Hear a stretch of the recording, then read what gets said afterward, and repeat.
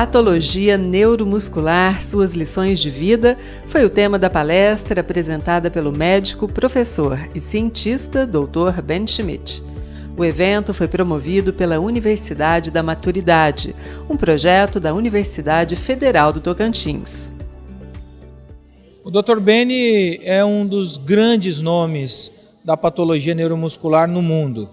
Além de ser uma referência na área de neuromuscular, é uma referência enquanto cientista, enquanto médico, enquanto filósofo, enquanto ser humano.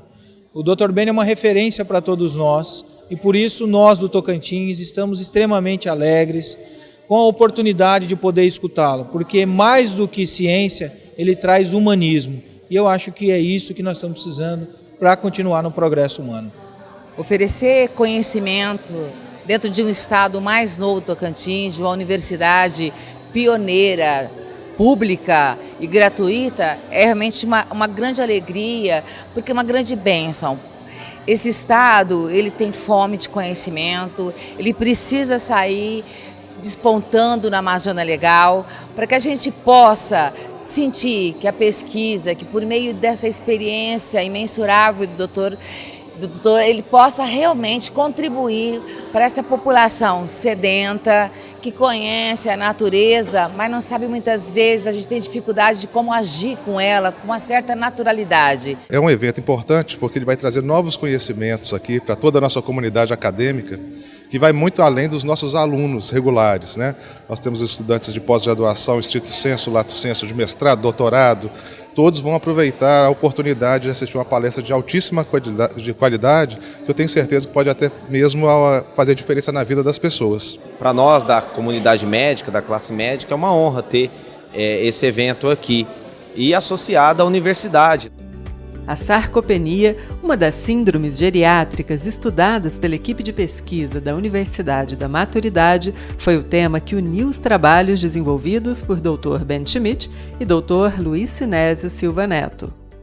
Tudo começou no ano de 2015, quando eu fui a São Paulo conhecer o trabalho do Dr. Ben no setor de investigações neuromusculares da Escola Paulista de Medicina, nas suas diversas clínicas.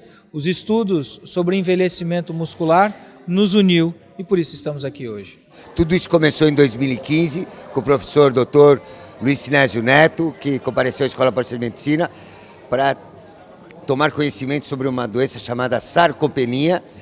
E é muito importante divulgar pelo Brasil a patologia muscular, porque, acima de tudo, é dentro da patologia muscular que se encontram as principais lições de vida e do verdadeiro prazer de aproveitar essa chance extraordinária que Deus nos deu, que é a nossa vida. Desde 2005, a Universidade da Maturidade presta um serviço pioneiro na área da educação e saúde para os maduros no estado do Tocantins. Eu que estou aqui no estado, já 10 anos, participo então dessa construção da criação da medicina, principalmente voltada para os idosos, porque é um estado novo, mas nós temos muitos pacientes idosos, porque aqui já tinha essa região, então nós temos a população idosa que precisa dessa atenção, desse cuidado, desse carinho com a saúde. O evento foi realizado no dia 4 de novembro de 2019, no auditório do Tribunal de Contas, em Palmas, no Tocantins. Você assiste agora a palestra na íntegra.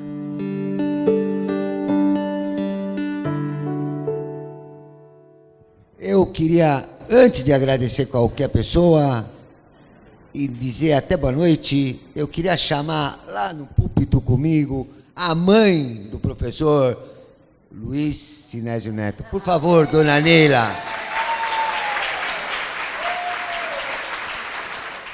Muito obrigado. Nós vamos fazer uma brincadeira, porque dar aula de patologia muscular nessa hora da noite, ninguém aguenta. Então, me perdoem, eu vou brincar um pouquinho com vocês, mas de uma maneira bastante séria, e que Deus guie minhas palavras para que essa palestra seja faça muito mais bem que só ao corpo físico de todos vocês, mas que dê uma alegria verdadeira no espírito e na alma de todos vocês aqui presentes, e que eu espero corroborar e merecer essa oportunidade. Professora, você sabe imitar uma locomotiva? Sei. Assim, tic, tic, tic. Então vai lá. 1, 2, 3. Tic, tic, tic, tic, tic, tic, tic, tic, tic, tic, tic. Muito obrigado, professora. A senhora é uma grande mulher. Uma palma. Esse é um som que a criança adora quando está fazendo para dormir. Eu aprendi com meus Mas esse tic, tic, tic, tic, tic é dentro de um trem que viajava numa montanha distante, nevada, e dentro desse trem haviam 3 crianças que não paravam de incomodar todos os passageiros. Havia um senhor mais velho que algumas pessoas que estavam no trem achavam que era o pai de todas as crianças, que eram infernais, e mexiam com um, ora com outro, e até que chegou um momento, uma das moças que estava lá dentro do trem não aguentou mais e foi conversar com esse senhor. E esse senhor não tirava o rosto da janela. Nada fazia com que ele tirasse o rosto da janela. Até que essa moça não aguentou mais e puxou ele bruscamente e falou assim: meu senhor, o senhor não está vendo o que está acontecendo? Os seus filhos estão incomodando todo mundo que está aqui no trem. O senhor não tem vergonha na cara? Um filho seu fez um viajante quase ter um acesso de raiva. O senhor não vai fazer nada? E ele não fez nada. Ele continuou olhando pela janela, impávido. Aí ela não se aguentou e deu um tapa no ombro dele. E foi só aí que esse senhor tirou o rosto da janela. Eu vou convidar vocês, a partir desse instante, a penetrar no mundo da patologia muscular. Sejam bem-vindos. Ele tirou o rosto da janela, olhou para ela e disse assim: você me desculpe, moça, sinceramente você me desculpe. Eu nem sei direito para onde eu estou indo com meus filhos. A senhora realmente me desculpe, pelo amor de Deus. Sabe o que aconteceu, moça? A minha esposa acabou de falecer e eu não sei mais o que fazer. Tudo na nossa vida depende dos olhos de quem vê. E eu pediria que vocês guardassem essa frase, e nós vamos voltar a ela até o fim. Tudo na nossa vida depende dos olhos de quem vê. Em nome da Escola Paulista de Medicina, em nome da neuromuscular da Escola Paulista de Medicina, um pouco de patologia muscular e uma injeção de vida para começar a Universidade da Maturidade, que eu fiquei muito feliz de conhecer hoje à tarde. Muito obrigado de ter conhecido vocês. Muito obrigado a todo o povo de Tocantins, povo alegre, povo sorridente, povo do bem. Foi isso que meu coração sentiu. É uma honra muito grande estar aqui e vou dar tudo de mim, tudo que eu posso. Patologia muscular é como qualquer outra patologia. O que significa patologia muscular? Patologia é o estudo da doença. Patologia muscular, o estudo das doenças musculares. Elas não são bem conhecidas do povo do Brasil, mas nem no mundo ainda. É uma ciência muito nova, que começou no começo do século XX. E ela depende de um exame que se chama biópsia muscular. Essa biópsia muscular, antigamente, era feita uma cirurgia enorme na coxa das pessoas para tirar um pedaço de músculo, para a gente poder enxergar os músculos, né? Em 1982, um francês chamado Michel Fardot, que foi o número 1 do músculo do mundo, foi responsável por coisas maravilhosas, começou a fazer uma biópsia muscular muito pequenininha, com menos, se a gente olha aqui é uma régua, né? Olha o corte disso aqui, ele tem menos de 1 centímetro de comprimento. Então, a biópsia, para retirar o músculo, para ver o que estava acontecendo com as pessoas, ficou muito fácil de fazer. Hoje em dia, qualquer aluno da Escola Paulista de Medicina é capaz de fazer uma biópsia muscular de menos de 1 centímetro de comprimento e que, além disso, não deixa cicatriz nenhuma na pessoa que tem boa cicatrização.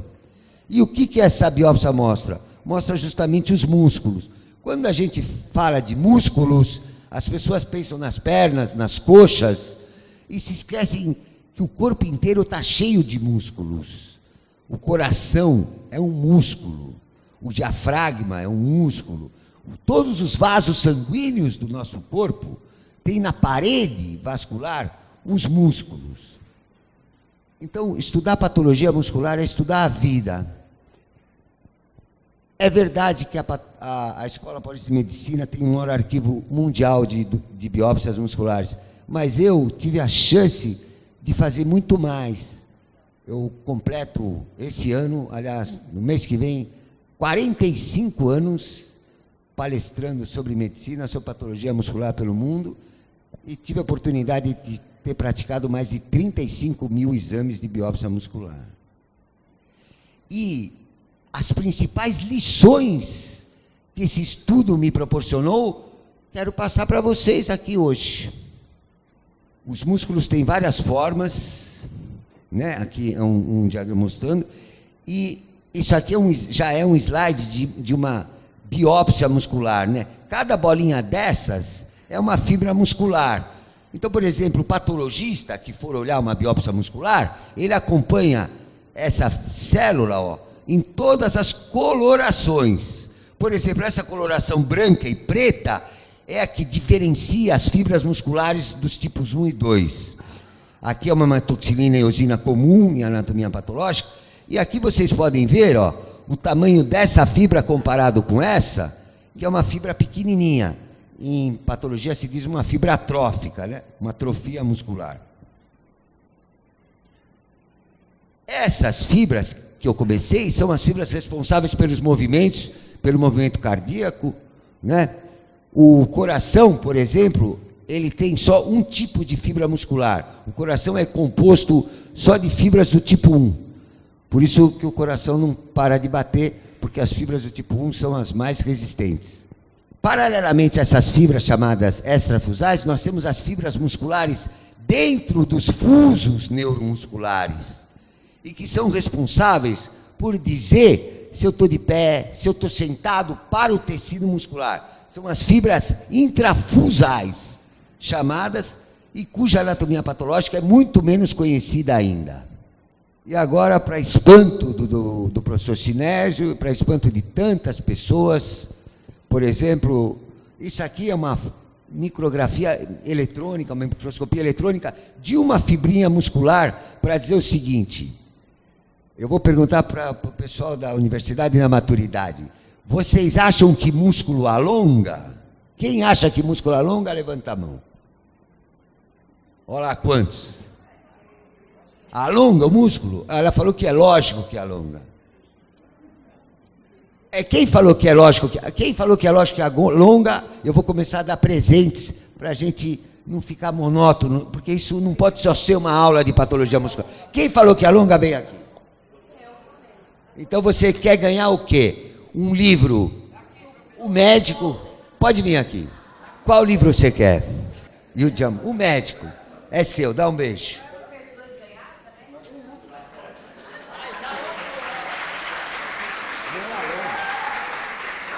Isso aqui é o núcleo da célula muscular. Essas bolinhas pretas é a gordura que está dentro do músculo.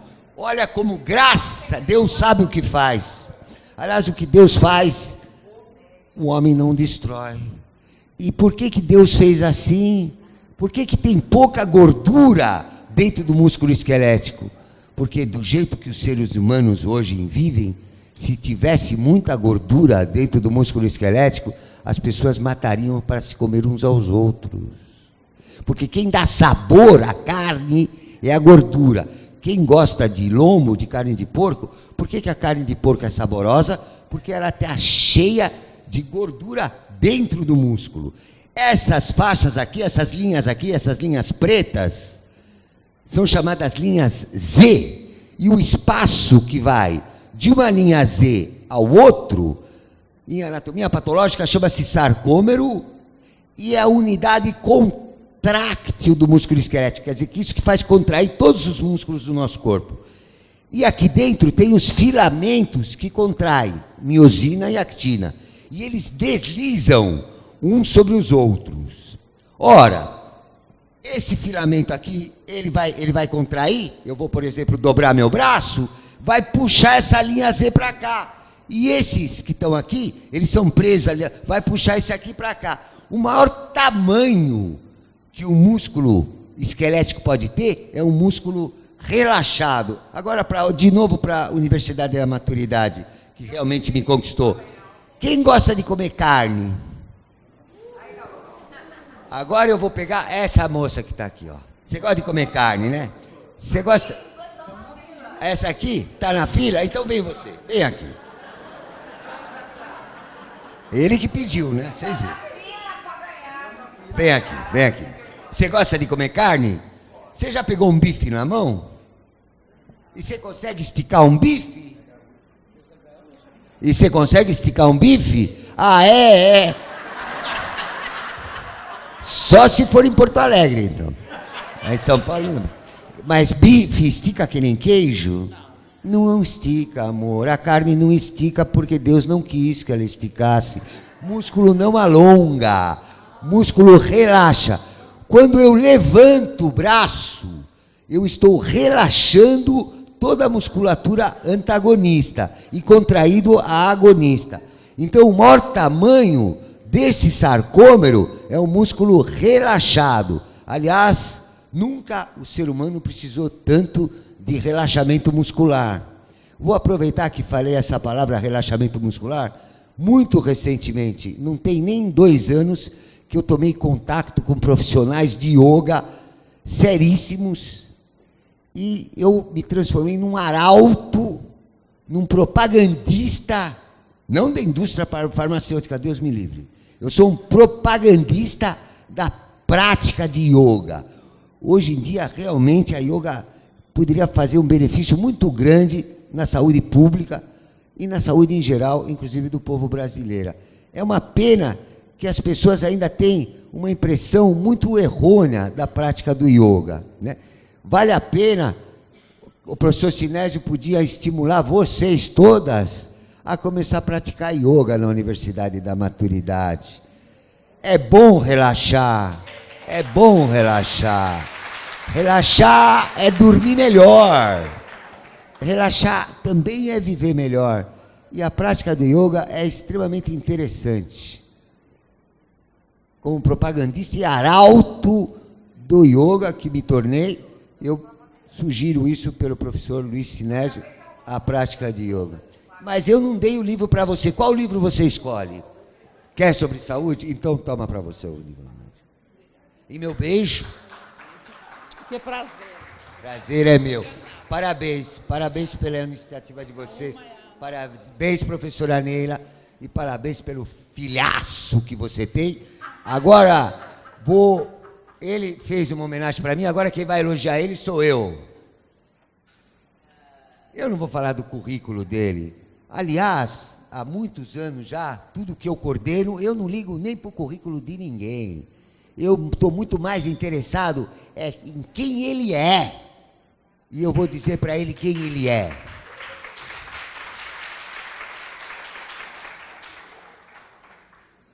Luiz Sinésio Neto, eu vou dizer quem você é. Eu, assim que cheguei na França, encontrei uma professora de neurologia espetacular. Fiquei impressionado com essa mulher. Era uma mulher que, apesar de tanto conhecimento, era extremamente humilde. E ela me disse uma frase em francês que eu nunca mais esqueci. Ela percebeu que eu estava estudando muito, que eu estava me esforçando para tentar ser alguém na vida. Foi aí que ela soltou do nada a seguinte frase. Cadê o Luiz Sinésio que eu não estou enxergando ele? Qui est quelqu'un ne cherche pas à être quelque chose. Ela disse o seguinte em português: quem é alguém não precisa ser qualquer coisa. E você, professor, você é alguém, é uma honra ser seu amigo. Muito obrigado pela oportunidade.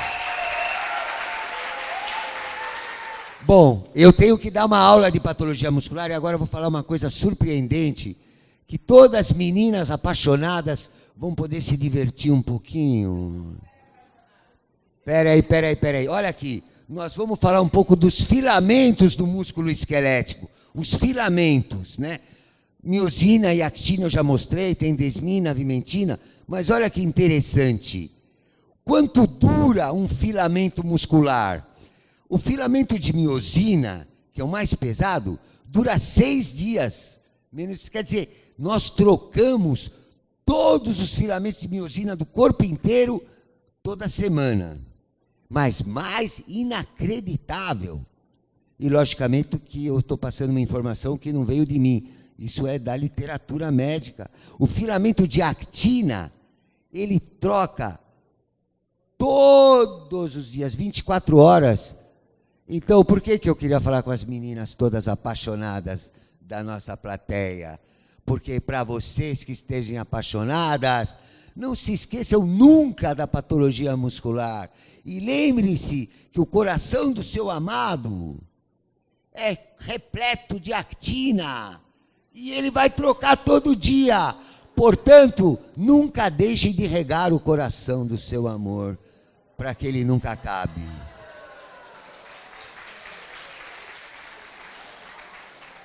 Parte chata.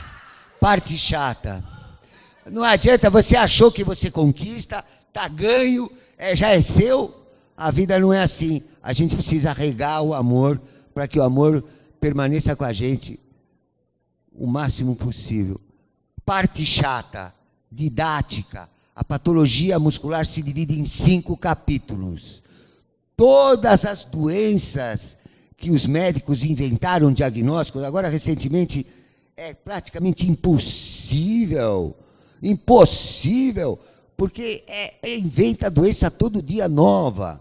E com o advento da genética, que eu vou falar de genética aqui daqui a pouquinho, mas com o advento da genética, as entidades nosológicas, realmente é bom até a pessoa ter um computador, o Google, porque é humanamente impossível um cérebro só, ter a capacidade de ter uma classificação muito precisa daquilo que está acontecendo hoje na literatura médica.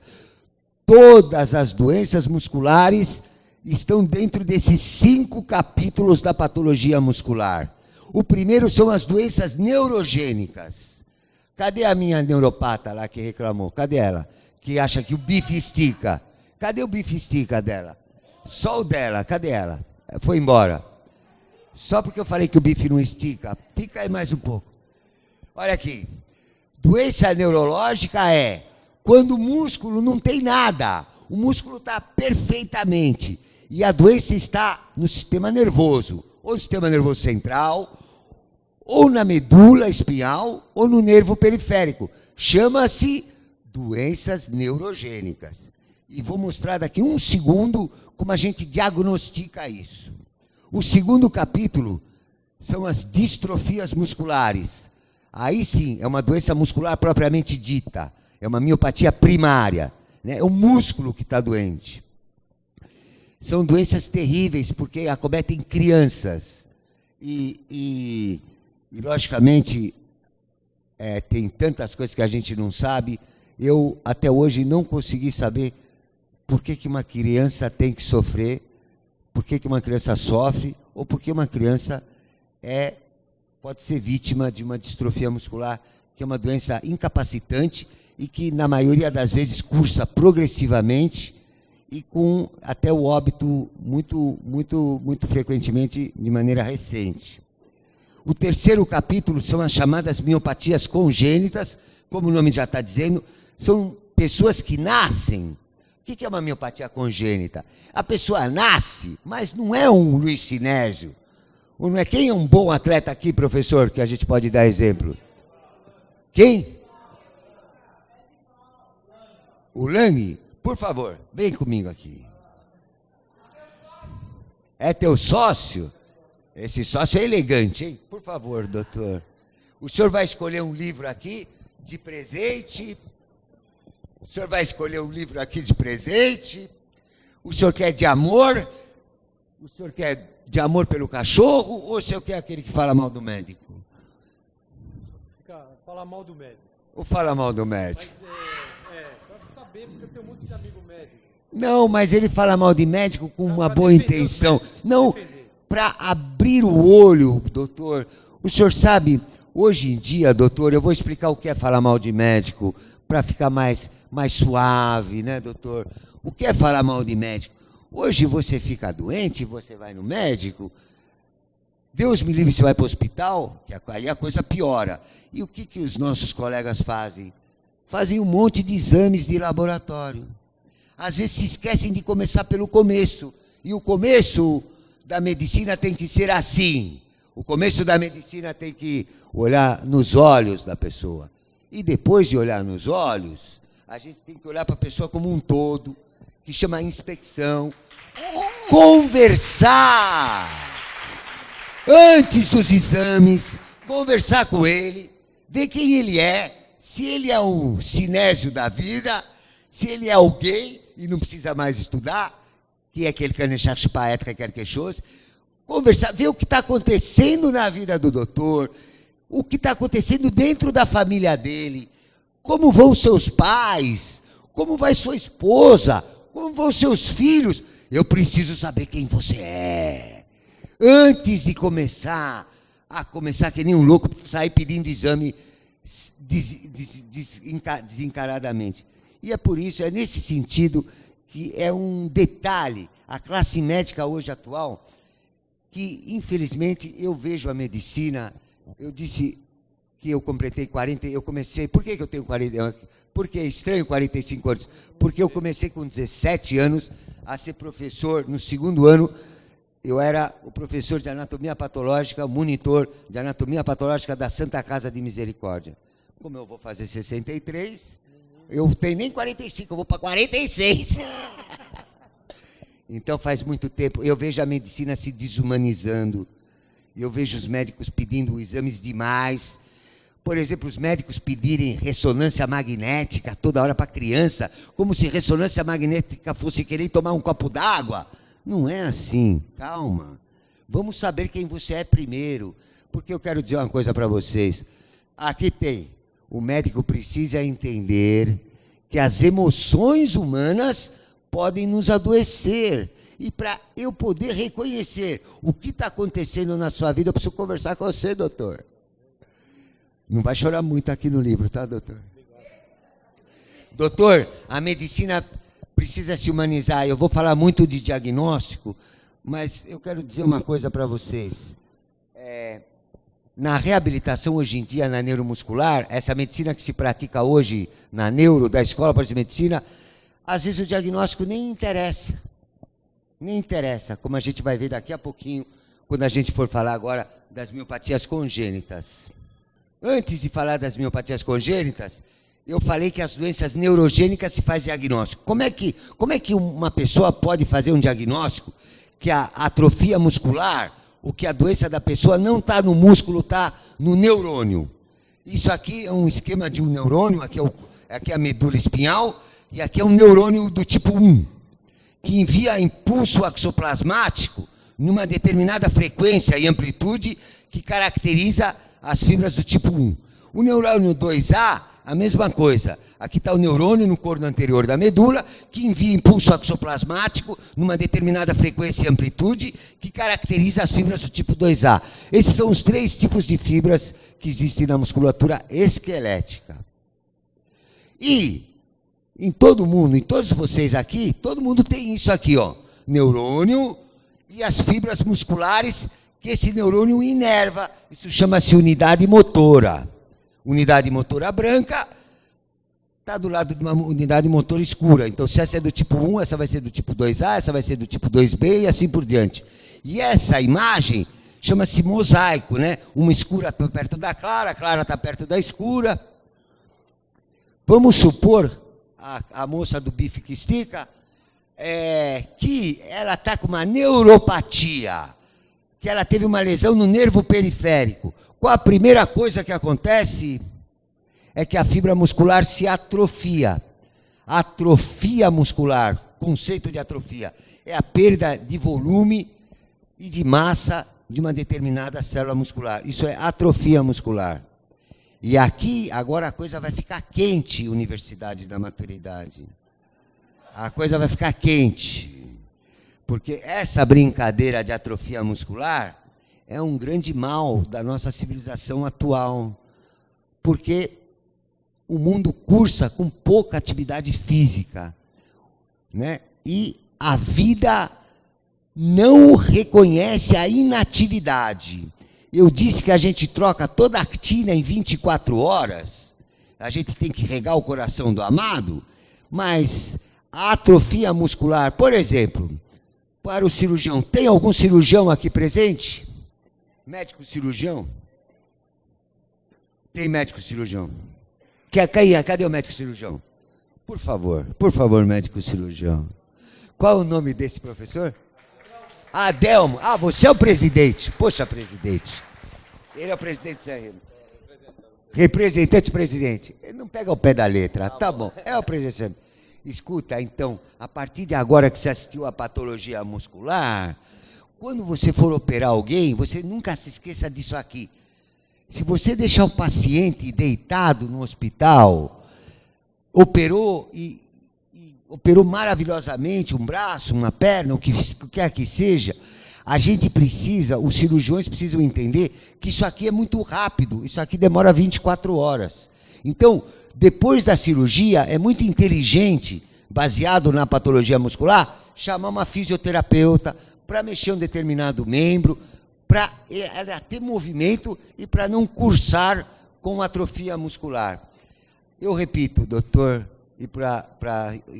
a vida não reconhece a inatividade. E vou dizer uma frase mais bonita agora para você que gosta de exercício, que é o professor do Sinésio. Só tem uma coisa que a gente não pode fazer na nossa vida. Sabe o que é, professor? É não fazer nada. Eu vou repetir, só tem uma coisa que a gente não pode fazer na vida, é não fazer nada. E hoje, e nesse momento do nosso mundo em que vivemos, uma coisa tem me chamado muita atenção, que é a epidemia de depressão. E já que eu estou falando de atrofia muscular, agora eu vou deixar a Universidade de Maturidade, eu vou pegar aquelas meninas da direita, professor Adelmo, e agora eu vou imitar para você a história de um deprimido. Eu vou sentar aqui na cadeira e você vai me dar bom dia, tá bom, Yasmin? Yasmin, eu tenho 63 anos, certo? Vamos supor que a Patrícia não é minha esposa e você que é a minha esposa, vamos fazer de conta, e aí você vai acordar e você vai me dar bom dia.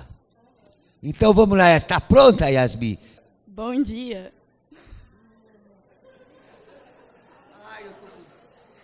Eu tô com tanta dor, tô com dor no joelho, tô com dor nas coxas, não tô com vontade de levantar hoje, nem por nada nesse mundo. Sabe, amor, hoje eu não tô afim de levantar. Hoje não vai ser um bom dia. Eu não consigo te dar um bom dia. Tudo depende dos olhos de quem vê. Nós estamos na Rússia. Um frio, uma noite muito, muito fria, muito, muito fria. Eu vou contar para vocês a história do meio copo cheio. Ela existe em todos os idiomas do mundo. É para responder a como eu dei bom dia para Yasmin, minha esposa fictícia ali, reclamando de dor, reclamando de cansaço. Se você já acorda reclamando, que porra de dia vai ser seu dia?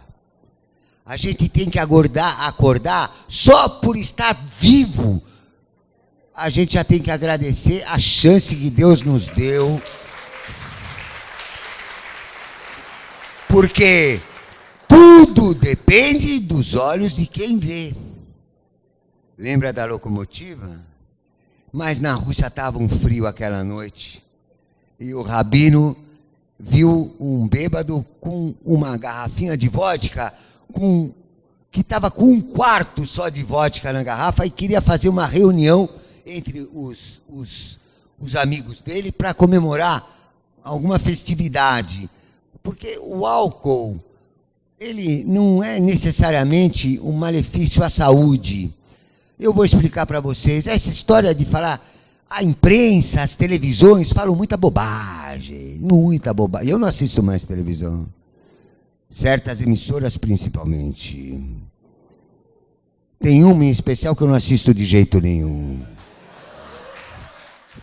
De jeito nenhum, porque ela é contra o Brasil, porque ela não gosta do Brasil.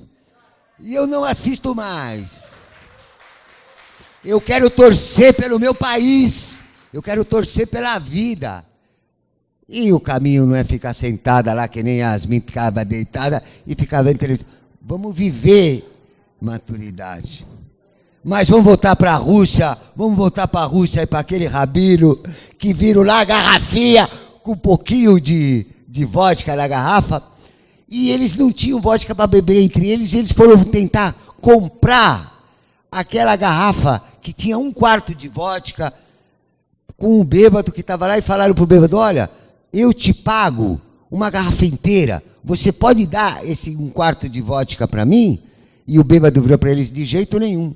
Falou, mas como? Você está louco? Eu vou te dar, você pode comprar uma garrafa, pode comprar Antes eu pulei, desculpe, perdão. Eu quero dizer sobre o álcool, o que eu queria dizer? É que o álcool, em certa medida, com inteligência, ele gera felicidade. E eu vou dar um exemplo muito simples. Minha filha vai casar. Minha filha vai casar, faculdade de maturidade. Minha filha vai casar, arrumou um cara bonitão, que nem o professor Sinésio. Eu tô feliz pra caramba. E minha filha vai casar. E eu vou dar uma festa. E eu vou convidar todos vocês. Nós vamos dançar. Nós vamos pular. Nós vamos ficar dançando a noite inteira. Ah, é? E o que é que eu vou servir para vocês? Todinho! Meu Deus do céu, eu vou servir um copo de vinho, porque todo mundo sabe que o vinho dá uma animadinha para a gente dançar. Então, o vinho, quando ele é utilizado, por exemplo, num casamento para a gente dançar, ele só é do bem. Ele é do bem. Oi, amor? Não entendi. Para dormir? Você tá malandro, hein? Como chama essa professora? Pode vir aqui, Vilari, pode vir aqui. Ah, já foi? E como chama aquela moça que hoje estava com a gente, almoçando com a gente? E ela tá aqui? Vem aqui, menina. Então, no lugar, vem aqui, Versinho. Essa menina é um exemplo que eu tive hoje de alegria de viver, de qualidade de vida e de compreensão física. Parabéns, viu? Qual que você vai querer? Amor, falar mal de médico ou falar bem de cachorro? Vai de amor, tô achando que você vai de amor. Vai de amor. E parabéns pelo seu preparo físico, e por aquilo que eu vi que você é. É impressionante, e ela tem, acho que só 38 anos, né, Vilani? 30 anos. Mas vamos voltar para a doença neurológica. E olha, a fibra atrofiou, atrofia muscular. A gente tem que acordar agradecendo a vida que a gente tem, e tudo depende muito da gente, né? Tem muita gente que fica doente e acha que é por causa de uma bactéria, por causa de um vírus. Se esquece que nós somos humanos, que as emoções humanas podem nos adoecer, né? Eu tenho uma pessoa na minha família que me deixa muito doente, mas eu vou fazer suspense, eu só vou falar depois quem é.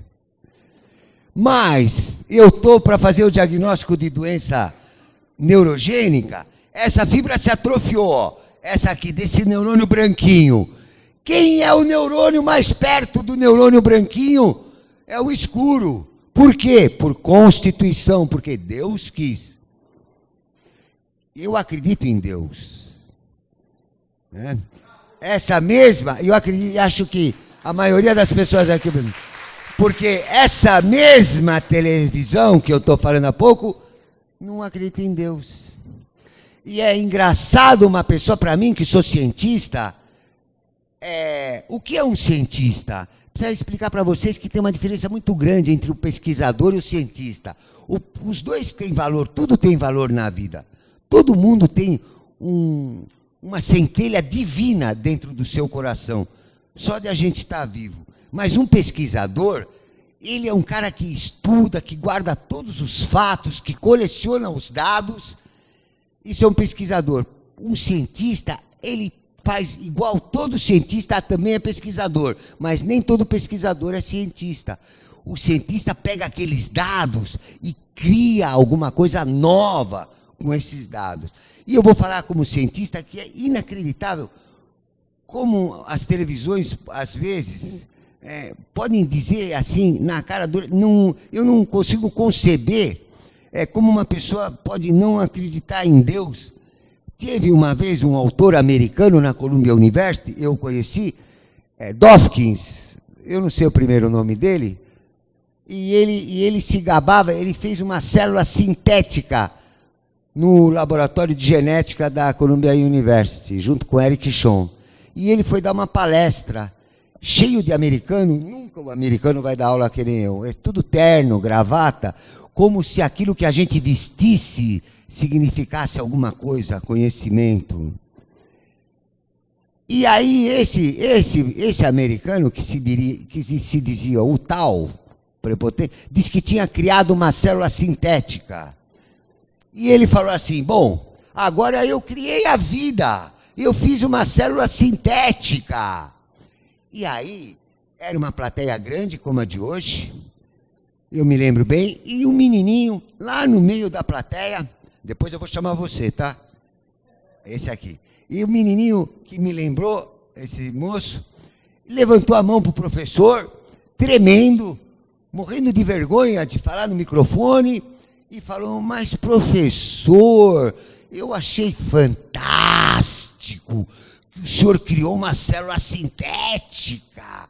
Mas professor, dizer por causa disso que Deus não existe, sabe, professor, com humildade, olha o que ele falou para o professor, o senhor, por favor, o senhor poderia me dizer os pedacinhos que o senhor usou, os pedacinhos que o senhor usou para criar a célula sintética, foi o senhor que criou?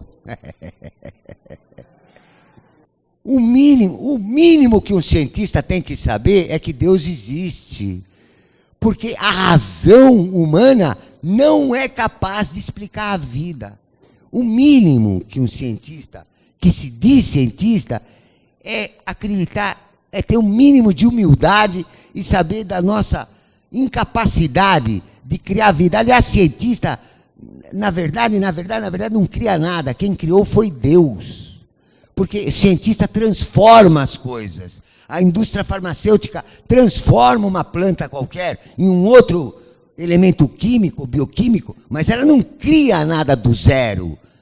Até onde eu sei, aquele que do nada e da escuridão fez a luz e criou todos nós, é o nosso Senhor. E as fibras se atrofiaram. E o neurônio mais próximo é desse aqui, é de outra cor, por constituição. E ele vai reinervar essas fibras musculares. Então, no lugar do mosaico, o que a gente vai ter? A gente vai ter um agrupamento de fibras de um mesmo tipo histoquímico, que não tem nome em português, chama em inglês type grouping. Toda vez que um patologista ver uma biópsia muscular com type grouping, fibras agrupadas, isso quer dizer que a atrofia muscular está no sistema nervoso, não está no músculo. Por que isso é interessante, professor Sinésio, para o senhor que estuda a sarcopenia? São 35 mil biópsias, eu disse que eu tive a chance de observar. E geralmente idoso ainda como a literatura está chamando. Eu perguntei para a menina, para a doutora, e ela falou que na Itália agora estão considerando idoso só quem tem mais de 75 anos de idade. Mas, por enquanto, no resto do mundo, idoso é quem tem mais de 60. Eu sou idoso, não tem jeito. Você ainda não é idosa, né, professora? Que bom. Falta muito, falta muito.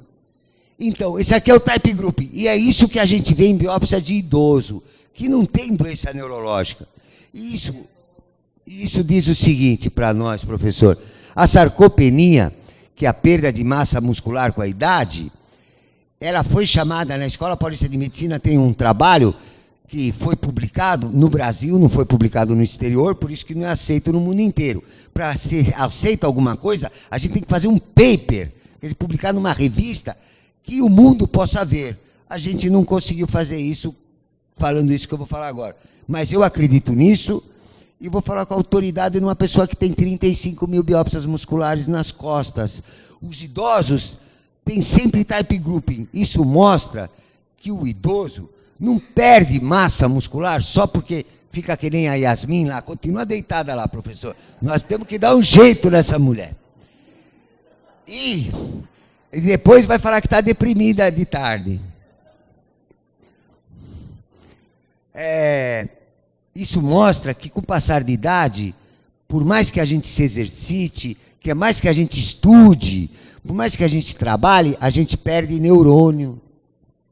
A gente perde neurônio. Então, em vez de sarcopenia, a gente tinha proposto atrofia neuronal da senescência para a sarcopenia. Era um sinônimo que a gente quis criar na literatura, mas nós não conseguimos, nem eu, nem o professor Acari de Souza Buri de Oliveira, que hoje é um dos maiores neurologistas do nosso país, foi o meu primeiro pós-graduando da minha vida. Nós dois não conseguimos mudar o nome de sarcopenia da literatura. Mas nós acreditamos que a sarcopenia tem relação com a perda neuronal da idade, por isso que a gente vê type grouping na biópsia. Olha aqui é um mosaico, né? Aqui é um mosaico, a fibra escura, a fibra clara, a fibra escura, a fibra clara. Isso é o que a gente tem nos nossos músculos normalmente, né? E aqui é quer ver, vamos ver se eu estou conseguindo dar uma aula de patologia muscular, eu estou falando só bobagem. Deixa eu pegar, ele mesmo, pode vir aqui você mesmo, que eu falei que eu ia te chamar, ele aqui, o de barba, vem aqui. Como ele chama, Sinésio? João, é doutor? Aluno de enfermagem. Muitas vezes as enfermeiras e os enfermeiros são muito mais importantes que os médicos, mas muito mais. E quantas vezes, como você chama? E quantas vezes, João Carlos, o médico está ali na beira do leito e ele não sabe fazer, nem sabe nem por onde começar, e é você que vai ensinar para ele. É verdade, gente. Eu vivenciei isso. Como as enfermeiras, como as cuidadoras, às vezes são mais importantes. Eu vou dar um exemplo muito simples de um enfermeiro e de uma cuidadora ser mais importante. Vamos supor que eu esteja tetraplégico, paraplégico, e eu preciso que você, ou que uma enfermeira, me leve até o carro para sair de casa. Ou a enfermeira me ajude a ir ao banheiro. O médico vai no banheiro. Você já viu algum médico ir no banheiro com o paciente? Dificilmente. Por isso que eu estou falando mal dos médicos. E estou falando bem de você. E você vai escolher um livro agora, vem aqui. Você quer o livro de amor? Você quer o livro do cachorro? Ou você quer o livro do médico? Eu acho que é melhor você pegar o do médico. Pega o do médico. Você vai se divertir. E parabéns para todas as enfermeiras. Eu não acho que o hospital é lugar da gente morrer. Eu sou totalmente contra. Aliás, eu interno muito pouco paciente dentro do hospital. Graças a Deus. Mas eu acho que se a gente tiver que morrer, eu acho que todo mundo deveria poder ter essa chance, Deus deveria dar essa chance a gente de morrer em casa, do lado das pessoas que amam a gente. Vai morrer num hospital, os caras pedindo exame de laboratório, furando você o dia inteiro. Eu prefiro morrer em casa. Agora, já que para não deixar esse negócio de morte assim muito forte, eu vou dizer para vocês da maturidade o que não sou eu que acho. É um baita de um filósofo. Ele falou que a morte não quer dizer nada. E ele é um dos meus preferidos. Ele é um filósofo que é uma lenda. É uma lenda. A morte não quer dizer nada. E veio um aluno dele, ele chamava-se Epicuro, filósofo grego. Aliás, ele viveu com mais de 100 anos. Aliás, para você que tem o Instituto de Maturidade, pelo amor de Deus, saibam o seguinte, é coisa de televisão, daquela TV lá, essa coisa de que a gente está vivendo mais, que isso é mentira. Sempre houve gente idosa na história da humanidade. Os filósofos gregos são centenários. É que a televisão fala muito sem ter estudo. Ela não educa, ela imbeciliza o país. Sobretudo aquela. Eu vou dizer o seguinte, o que Epicuro falou. Epicuro em 2 frases. Vamos ver o que eu vou chamar. Quem gosta de filosofia? Esse de verde. Vem aqui, garoto. Você, de boné. É um filósofo nato esse aqui. Quem é esse, Luiz? Da filhinha dele? Você já é pai? Puxa, mas tão jovem. Parabéns. Parabéns, prazer é meu. Como você chama? Cleiton. Cleiton, eu senti que você era um filósofo. Presta atenção, Cleiton. Eu estou dizendo para toda essa maturidade aí, para todos os velhinhos que estão aqui junto comigo, que esse negócio de ficar preocupado com a morte, e todo mundo fica preocupado que vai morrer, meu Deus, eu vou morrer, e aí? E aí não acontece porra nenhuma. Presta atenção. 2 frases, 2. Olha o que o Epicuro falou para um aluno assim. Pergunta para mim, como se eu fosse Epicuro. Professor, por que a morte não quer dizer nada? Professor, por que a morte não quer dizer nada? Porque eu vou dizer para você 2 frases. Porque quando a morte existe, eu não existo. E quando eu existo, a morte não existe. Então ela não tem porra nenhuma a ver comigo.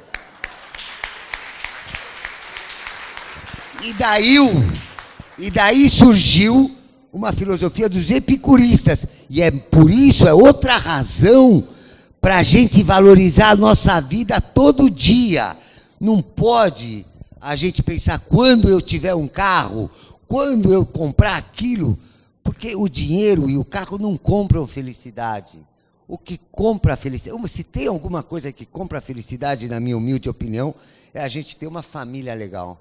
E como você é pai, parabéns, pode escolher qual livro que você quer. Ela pediu para me pegar o do cachorro. O do cachorro.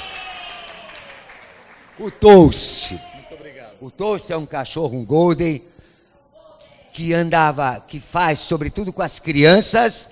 Ele faz as crianças, eu trabalho como reabilitador, a minha missão hoje é fazer as pessoas voltarem a andar, e o meu cachorro me ajuda muito, porque ele tem uma energia e um astral muito grande.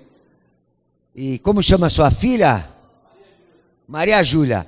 Ele é bonito. Depois pede para essa moça mostrar a foto para ela, né, Patrícia? Mostra a foto para a menina. E vamos voltar para a patologia muscular. Que o tempo passa e a noite está indo. E aqui agora eu vou falar, mas eu não vou dar aula disso aqui, porque não é o tema da nossa aula. Mas quem ficar curioso e quiser saber alguma coisa sobre isso que eu vou falar agora, o professor Luiz Sinésio tem o telefone da Escola Paulista de Medicina. Vocês estão todos livres para vir conversar comigo sobre essa doença que eu vou falar agora, e que eu não vou dar aula sobre ela agora. Mas já quero só dizer para vocês que o que se diz dessa doença na televisão é uma vergonha, é uma bobagem. Isso aqui é type group, porque as fibras estão agrupadas. Então isso é uma doença muscular, mas que não é muscular primariamente. É uma doença que está no sistema nervoso. E essa é uma biópsia muscular. E eu vou contar, vale a pena contar a história em um segundo dela. O professor Acari, quando eu cheguei no Brasil, para fundar a neuromuscular em São Paulo, no laboratório, ele falou, professor, você sabe tanto sobre biópsia muscular? Tem um homem lá em cima, lá no Hospital São Paulo, que está emagrecendo, e não para de emagrecer, está caquético. Caquético quer dizer, o cara está pele e osso. O senhor não quer fazer uma biópsia muscular nele para ver o que esse cara tem? Claro, Acari. Vamos fazer a biópsia muscular nele. Essa é a biópsia muscular desse homem. Isso foi publicado em 1986 na principal revista de músculo do mundo, que é a Muscle and Nerve. E a gente viu type grouping. E o que o Acari, o professor Acari, que disse assim, puxa, professor, isso é type grouping, né? Agrupamento. Então, esse paciente que está caquético tem uma doença neurológica. Que doença que esse homem tinha? Síndrome de imunodeficiência adquirida, AIDS. A AIDS cursa, naquela época, as pessoas, os médicos, os cientistas achavam que quem tinha AIDS ficava magro, caquético, por causa das infecções oportunistas, por causa de um monte de acontecimentos de entidades nosológicas. E, na verdade, depois desse paper, a literatura comprovou que o vírus da AIDS cursa comprometendo o sistema nervoso. Certo? Esse seria o início. Se alguém quiser saber alguma coisa de verdade, né, sobre a verdade sobre a AIDS, eu estou à disposição. E volto a repetir, o que se fala na televisão não presta. Eu estou à disposição, mas não é o nosso tema da nossa aula hoje. O quinto e último, antes eu nem terminei a história do rabino da Rússia, do meio copo cheio. Meu Deus, isso que dá a aula de noite, né? Eu estou acostumado a acordar cedinho, que a cabeça está boa, e você vai dar aula às 8 da manhã, 9 da manhã. Um calor que fez hoje maravilhoso, eu adoro o calor. Eu fui correr com o professor Sinésio de manhã, depois fui andar de tarde e de noite, e me fez esquecer, então, perdão, vamos voltar para o meio copo cheio, porque isso tem tudo a ver com a universidade da maturidade. O rabino queria um quarto de vodka para comemorar, né? Não é para ficar bêbado, ele queria comemorar. Dizem que quando a gente toma vinho, os segredos saem, né? Pelo mesmo lugar por onde entrou o vinho. A gente fala mais, a gente fica mais animado. E o cara não queria vender aquele quarto de vodka para o rabino. Porque ele falou assim, sabe, rabino, com esse meio quarto de vodka, essa noite em Moscou eu vou ser um rei. Essa história tem uma conotação que é a seguinte. Cadê a Yasmin? Que eu peguei no pé dela, da Yasmin. Eu não vou deixar ela quieta mais. Yasmin, você viu como acorda? Como às vezes as pessoas estão acordando? Ah, tô com preguiça, tô com dor aqui, tô com dor. Tem gente que não passa um dia sem acordar reclamando de dor. Não para de reclamar, Vai viver a vida, porque a vida é maravilhosa. Maravilhosa. O meio copo cheio é inteligentíssimo. Eu vou pegar um copo para mostrar. Eu estou com sede mesmo. A gente pode ver meio copo cheio ou meio copo vazio. Tudo depende de vocês. Tudo depende de vocês. Porque tudo depende dos olhos de quem vê. Eu estou vendo meio copo cheio. Se você se acostumar nos seus dias da sua vida a ver um meio copo cheio, a sua vida vai ficar melhor. A vida de todo mundo fica melhor. Esse é o significado da história do meio copo cheio.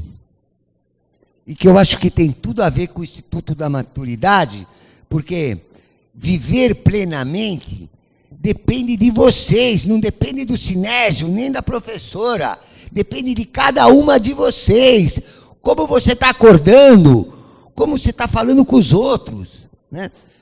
Por exemplo, falar com os outros, a palavra é um punhal, a palavra pode ser um punhal.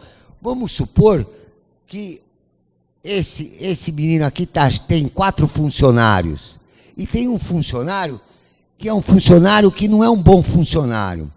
E aí ele faz o quê? Ele começa a falar mal do funcionário. Você é isso, você é aquilo, você é não sei o quê. A palavra pode matar uma pessoa. A gente tem que tomar cuidado com aquilo que a gente fala. Principalmente o médico. Tem médico que não tem, com todo respeito à classe médica, a menor sensibilidade para passar um diagnóstico de câncer, para passar um diagnóstico de uma determinada doença. A gente não está falando com uma parede, a gente está falando com o ser humano. Precisa ter jeitinho. Mas ele pegou o funcionário dele, se ele ficar falando mal do funcionário dele, o que vai acontecer com o funcionário dele? Vai ficar pior ainda. Agora, se eu pegar esse mesmo funcionário e começar a levantar a bola dele, olha, você está ruim aqui, mas se você fazer isso, ele vai melhorar. Então, a gente tem que tomar muito com aquilo que a gente fala, né? Então, tudo depende de vocês, porque tudo depende dos olhos de quem vê. E a última história de tudo depende dos olhos de quem vê é da onde que está o tesouro, né? Um cara começou a sonhar que tinha um tesouro escondido debaixo de uma ponte na cidade de Praga, na Tchecoslováquia.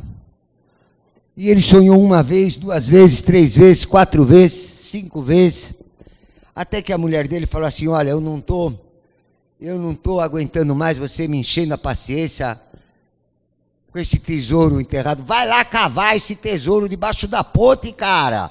Vamos pegar esse tesouro. E ele foi lá. Só que quando ele chegou estava cheio de guarda. Então ele não podia começar a cavar, ele esperou anoitecer para começar a cavar. E quando ele começou a cavar, veio um guarda conversar com ele. E falou assim: o que você está fazendo aqui? Não, eu sonhei muitas vezes que tinha um tesouro enterrado aqui debaixo e minha mulher me convenceu para eu vir desenterrar esse tesouro. E aí o guarda respondeu para ele. Eu achei a coisa mais linda desse mundo, a resposta do guarda. Gozado, rapaz. Eu também tive um sonho. Eu sonhei que tinha um tesouro escondido debaixo da lareira de um cara que sonhou a mesma coisa aqui debaixo dessa ponte. O que quer dizer isso? Que o tesouro, às vezes, está dentro da nossa própria casa, só que a gente não vê. Eu repito, não adianta ficar procurando o tesouro lá fora. Às vezes o tesouro, cada um de nós, vivos, tem pelo menos uma centelha da divindade e dentro do nosso coração. Às vezes o tesouro está lá debaixo da nossa própria lareira ou do nosso próprio quarto, mas a gente não consegue enxergar ele. E tudo depende dos olhos de quem vê. Eu repito, depende de vocês. Eu vou terminar a aula de patologia muscular falando só um exemplo de um capítulo e vou terminar essa palestra fazendo algumas meninas chorarem. Posso, professor? Então, é o seguinte, aqui é o último capítulo. Esses são os tipos de miopatia congênita. E é óbvio que eu não sou mágico. Eu não posso, em 1 hora, fazer uma palestra de patologia muscular e dar um exemplo e mostrar slide de todas as doenças musculares. Mas vocês, eu espero que pelo menos vocês tenham tido uma noção do que é patologia muscular essa noite. Mas eu quero falar de uma doença em especial. Essa doença, ó, essas bolinhas chamam-se core em inglês. Essa é uma miopatia congênita central core. Essa é uma miopatia que aparece muito hoje em dia e aumentou muito no mundo em casos de pessoas médicos que às vezes procedem uma anestesia sem saber quem estão operando, que paciente que está sendo operado, né? O bom anestesista, eu sei aqui que tem mulher de anestesista na sala, o bom anestesista, antes de mais nada, primeiro ele tem que estudar bastante, ele tem que saber quem é o paciente que está sendo operado, o que o paciente tem, do mesmo jeito que eu falei, se eu soubesse que ele era procurador, eu nem tinha chamado ele. Mas o bom anestesista é o cara que sabe o que o paciente tem. Ele não pode ficar fumando ou tomando um cafezinho lá fora enquanto o médico está operando. A minha humilde opinião, o bom anestesista tem que saber quem é o paciente que está sendo operado, porque ele pode ter uma miopatia, e essa miopatia é fatal, chama-se hipertermia maligna. A temperatura do corpo aumenta, só tem um remédio descrito na literatura até hoje no mundo, chama-se dantrolene, mas depois que faz o diagnóstico de miopatia, tem um monte de coisa para fazer. 45 anos dando aula de medicina, e eu sou patologista, e dá aula de anatomia patológica, às vezes para esses meninos de hoje, de 18, 19 anos, eles não querem, às vezes eles não querem prestar atenção, eles não querem saber de nada, é cansativo, ainda bem que não é de noite. Então eu tive que inventar alguma coisa para deixar uma palestra alegre, para fazer esses meninos prestar atenção em mim. E o que eu fiz? Eu comecei a contar histórias no meio das aulas de anatomia patológica. E teve uma história em especial que eu contei a vida inteira e que eu vou contar até o último dia da minha vida. E a história é a seguinte: tinha uma mulher que se chamava Psique. Ela era maravilhosa, linda, com duas irmãs horrorosas. Parecem aquela mulher da minha família que eu falei que me deixou doente. E essas duas mulheres horrorosas, irmãs da Psique, que era maravilhosa, ficaram com ciúmes da Psique, porque a Psique se apaixonou por um homem, por um deus grego chamado Eros, o deus do amor. E só que tinha um problema. Ela nunca tinha visto o rosto de Eros. Ela toda noite ia se deitar, Eros vinha voando pela janela, entrava no quarto dela, namorava com ela e ia embora. E aí, as duas irmãs horrorosas e ciumentas ficavam cabreira e começaram a colocar coisa na cabeça dela e falaram assim: mas você é louca, você está fazendo amor e você nunca viu a cara, e se ele for um monstro? E se ele for um monstro? E de tanto falar isso para a Psique, teve um dia que a Psique não aguentou mais, e o que ela fez? Ela, na hora que o Deus entrou, ela acendeu a luz de velas para ver o rosto de Eros. E lógico que ele era um tesão, né? Ele era Eros, ele era o máximo. Mas assim que ela acendeu a vela, o amor dela se dissipou e o amor dele se apagou, porque o amor é uma coisa que tem que ter mistério. O amor tem que ser um pouco desconhecido. E eu usava essa história para contar para os alunos, falando o seguinte: que se eu fosse Eros e a Psique fosse a minha mulher, a Patrícia, por mais velas que ela acendesse para ver meu rosto quando ela fosse se deitar, eu nunca deixaria de te amar, porque o amor que eu tenho pela minha mulher está muito além do que os olhos podem ver. Tanto isso é verdade que se eu fosse Aladim e tivesse uma lâmpada mágica e um só desejo para pedir, eu vou dizer para você, Patrícia, que eu sempre escolheria a mesma coisa, quantas vidas fosse. Eu gostaria de ter escolhido e casado com você, meu amor, Patrícia. Obrigado por ter vivido, casado e cuidado de mim.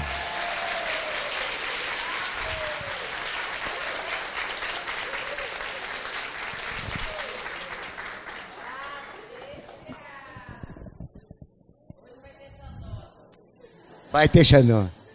Obrigado a todos vocês. Foi um prazer enorme.